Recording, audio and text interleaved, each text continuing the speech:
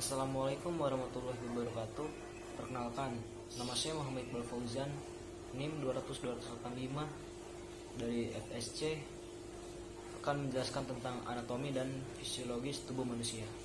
Definisi anatomi sendiri yaitu ilmu pengetahuan yang mempelajari tentang bentuk dan susunan tubuh secara keseluruhan maupun bagian-bagian, serta hubungan alat tubuh satu dengan yang lain.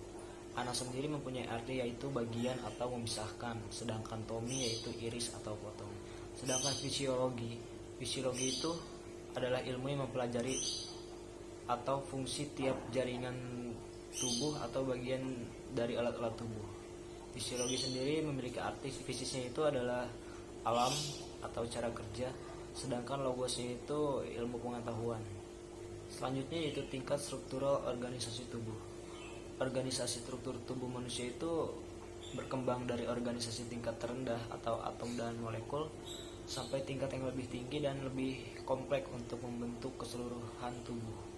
Struktur tersebut terdiri atas atom, molekul, organel, sel, jaringan, organ, sistem organ, dan organ tubuh. Apa yang dimaksud dengan sel? Sel adalah unit dasar dari makhluk hidup, di mana struktur sel tersebut terdiri atas nukleus, ribosom, mitokondria, lisosom, dan lain-lain. Komponen tersebutlah yang akan mempertahankan sel. Sedangkan jaringan adalah sekelompok sel dengan struktur yang sama dan melakukan fungsi yang sama juga. Ada 4 jenis jaringan dasar, yaitu jaringan epitel, jaringan ikat atau jaringan penunjang, jaringan saraf, juga jaringan otot. Selanjutnya adalah organ. Organ adalah 2 jaringan atau lebih bergabung untuk membentuk satu organ seperti perut, ginjal, atau mata. Sebuah organ berfungsi sebagai pusat fisiologi khusus untuk aktivitas tubuh. Sistem organ sendiri akan saya tampilkan pada gambar. Di situ tertulis sistem organ dan fungsi tubuh. Sistem organ integumeter atau sistem organ pada kulit, rambut, kuku, dan gigi itu fungsi untuk tubuhnya untuk perlindungan. Sedangkan tulang untuk penyangga, otot untuk pergerakan, saraf untuk kontrol, endokrin untuk regulasi, kardiovaskuler dan limfatik itu untuk pengaturan cairan transport. Respirasi, pencernaan, dan urinari itu pengaturan nutrisi, pertukaran, dan pembuangan. Sedangkan reproduksi itu adalah perkembangbiakan. Selanjutnya itu sistem integumenter. Fungsinya itu untuk perlindungan, regulasi suhu tubuh, eliminasi zat sisa, menerima rangsangan, baik itu rabah, suhu, atau sakit, juga mencegah kehilangan cairan. Selanjutnya itu sistem rangka manusia. Sistem tersebut berfungsi untuk menyangga tubuh, melindungi organ dalam, membantu pergerakan, produksi sel darah, dan cadangan mineral. Selanjutnya ada sistem otot. Sistem otot itu berfungsi untuk pergerakan, produksi panas, dan mempertahankan postur. Selanjutnya itu sistem saraf. Sistem saraf adalah sistem kompleks yang berperan dalam mengatur dan mengordinasikan seluruh aktivitas tubuh. Sistem ini kemungkinan Anda untuk melakukan berbagai kegiatan seperti berjalan, berbicara, menelan, bernapas, serta semua aktivitas mental, termasuk berpikir, belajar, dan mengingat. Fungsinya yaitu untuk komunikasi dan regulasi fungsi seluruh tubuh, juga menerima rangsangan dan indera, mengatur pergerakan dari fungsi fisiologis, juga kontrol intelektual. Selanjutnya ada sistem respirasi.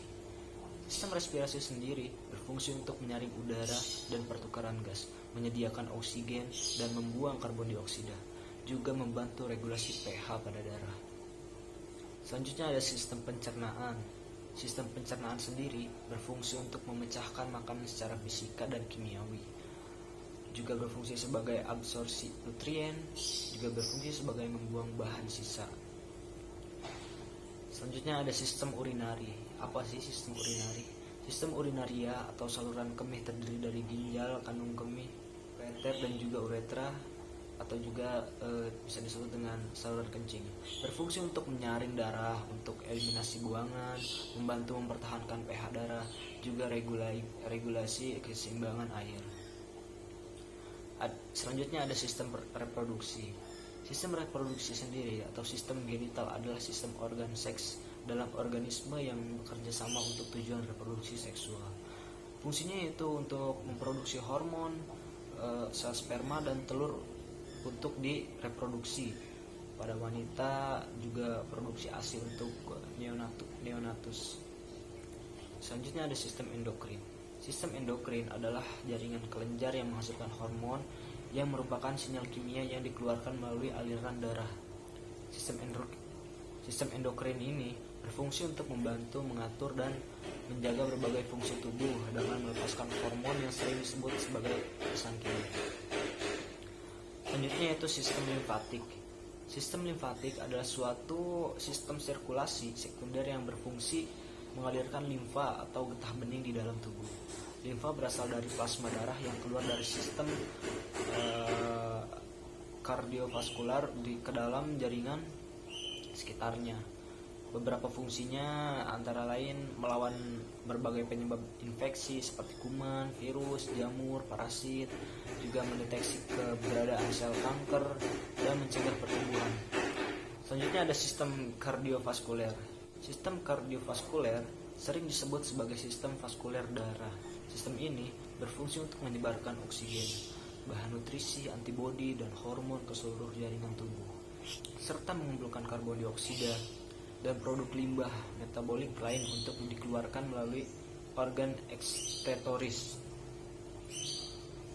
Sekian, terima kasih. Wassalamualaikum warahmatullahi wabarakatuh.